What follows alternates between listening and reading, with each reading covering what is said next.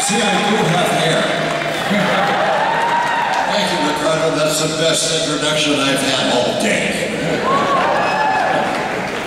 Thanks, folks, for showing up. What are you doing in my room? It's a bit bigger as a cave now, isn't it? Now, you may or may not know this. Why are you taller? Apparently I'm sitting, I don't have any adjustability on my chair. I'm not quite down the pole yet. You may or may not know this, but in the 1960s, Batman was in trouble. The comic book was failing and DC was considering canceling it. And television was able to buy the rights to their new experimental all-color show because DC was willing to let them go for a decent price. And what that show did from 1966 to the next 3 years was take Batman out of trouble. It was to save Batman. And the man who stirred the straw that stirred the bat drink was Adam West.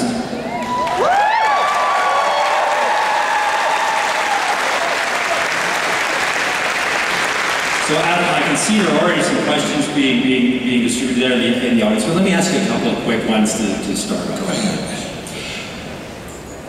What was it like to prepare your audition and your first show as Batman? That's an interesting question. It was so damn long ago, I don't even remember. Well, I've been a Bat for over 40 years, as you folks know.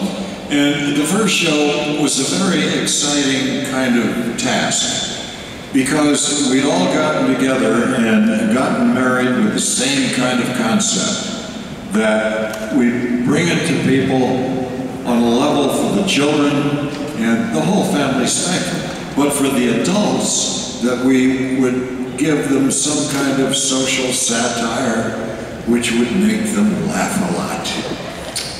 And I guess we did that because 40-some years later, here we are still. And for Fox, it really is an evergreen show. And I think what keeps the series going after it's canceled, as we were, because of money problems and the fact the studio wanted to go into reruns, get their money recouped, and also our ratings were going down because we started way up there on top. But we felt that if the characters, and we had some incredible guest stars, if the characters were someone likable, somebody who was so irrepressible,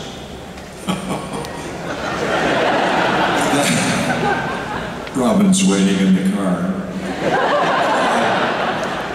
that if with those great guest stars, that we might have something lasting.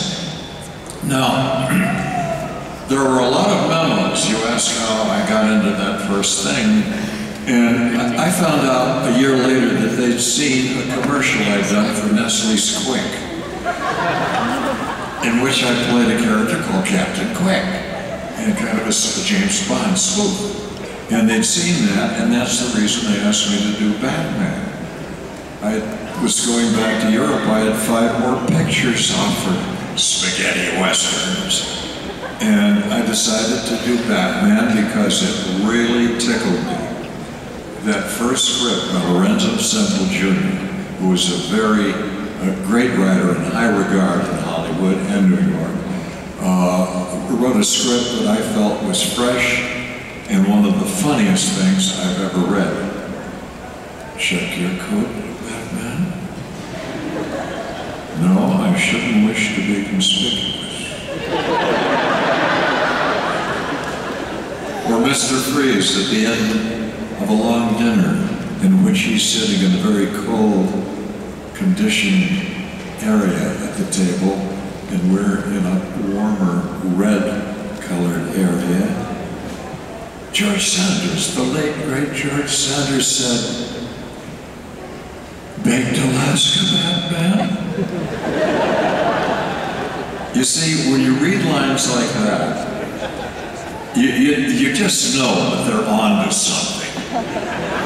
And we had wonderful writers, as we do now. with the Family Guy. You know. Thank you. You see, Roberto, I keep reinventing myself. What next? Well, it is a fascinating thing the way you do that, like the way you have moved from character to character.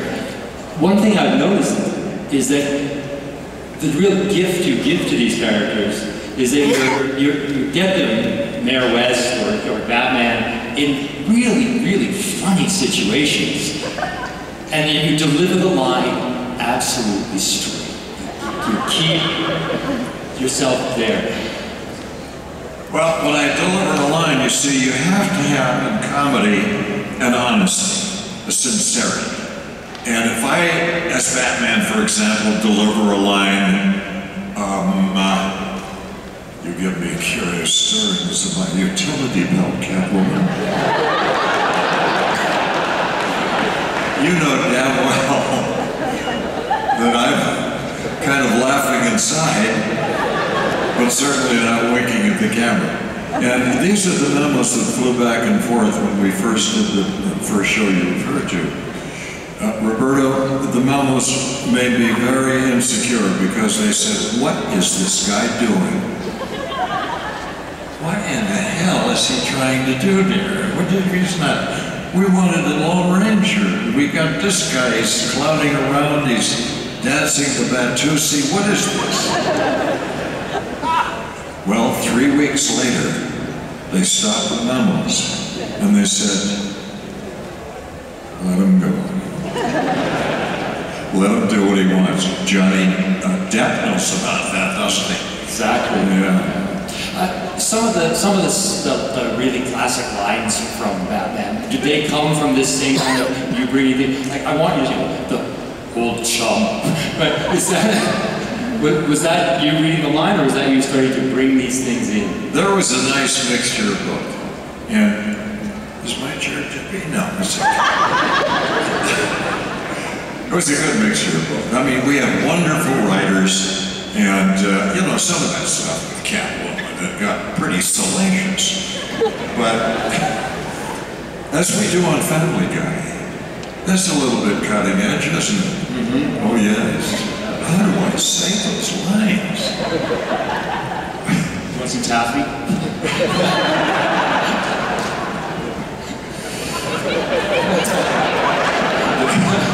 Did you ever see my cat launcher?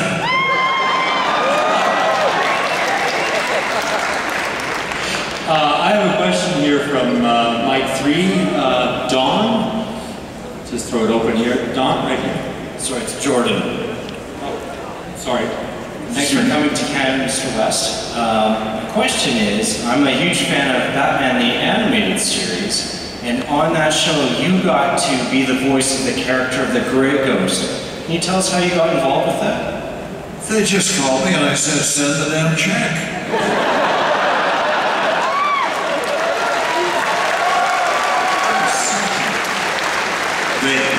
They said, hey, why don't, this is Warner's now, right? Why don't we throw this guy a little crumb?